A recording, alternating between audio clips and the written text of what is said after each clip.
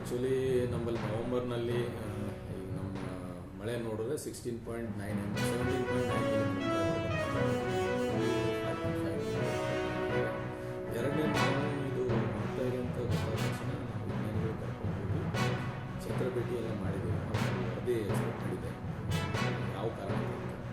ಮೂರನೇದು ಮಾನ್ಯ ಶಾಸಕರಿಗೆ, ಮಾನ್ಯ ಜಿಲ್ಲಾಧಿಕಾರಿಗಳಿಗೆ ಎಲ್ಲರಿಗೂ ಕರ್ಕೊಂಡು ಹೋಗಿ ನಾವು ಕನ್ವಿನ್ಸ್ ಮಾಡ್ಲಿಕ್ಕೆ ಟ್ರೈ ಮಾಡ್ತಾ ಇದ್ದೀವಿ.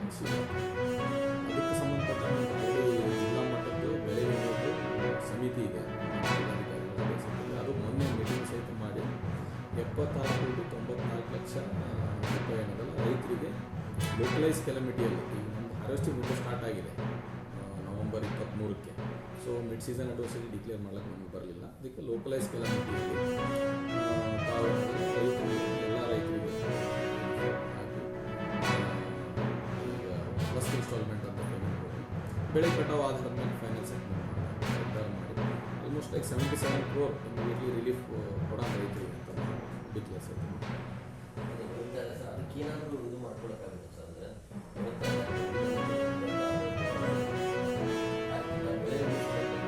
ಈಗ ಹೆಂಗಿದೆ ಅಂದರೆ ಸರ್, ಆ್ಯಕ್ಚುಲಿ ಅದು ಮ್ಯಾಕ್ರೋಫೋಮಿನ ಡ್ರೈ ರೂಟ್ ರಾಟ್ ಅಂತ ಮೇಜರ್ ಡಿಸೀಸ್, ಅದ್ರ ಜೊತೆಗೆ ಫೈಟೋಪ್ತೆರಾ ಇದೆ. Incidence of macrophomina dry root rot ಸ್ವಲ್ಪ ಹೆಚ್ಚಿನ ಪ್ರಮಾಣದಲ್ಲಿ ಇದೆ. ಅದಕ್ಕೆ ಕಾರ್ಬೆಂಡಜಿಮ್, ಮ್ಯಾಂಕೋಜಬ್ ಈ ಎರಡು ಏನು ಶಿಲೀಂಧ್ರನಾಶಕ ಇದೆ, ಇದರ ಕಾಂಬಿನೇಷನ್ ಸಾಫ್ ಅಂತ ಇದೆ ಪ್ರಿಲಿಮಿನರಿ ಇವಾಗ. ಸಾಫ್ ಅವರು 3 ಗ್ರಾಮ್ 2.5 to 3 ಗ್ರಾಮ್ ಪ್ರತಿ ಲೀಟ್ರಿಗೆ ನೀರಲ್ಲಿ ಹಾಕಿ ಬೇರಿಗೆ ಮತ್ತು ಹೊಡಿಬೇಕು.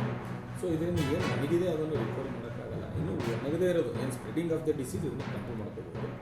ಎರಡನೇದು ಈಗ ಭಾಳಷ್ಟು ಕಡೆ ನಾವು ನೋಡಿದ್ದೀವಿ, ಇದು ಸಮಸ್ಯೆ ಕಾಣಿಸಿರೋದು ಜಮೀನಿನಲ್ಲಿ ಲೈಟ್ ಸಾಯಿಲ್ನಲ್ಲಿ ಎಲ್ಲಿ ಹಸಿ ಹಿಡಿದುಕೊಳ್ಳೋ ಶಕ್ತಿ ಕಡಿಮೆ ಇದೆ.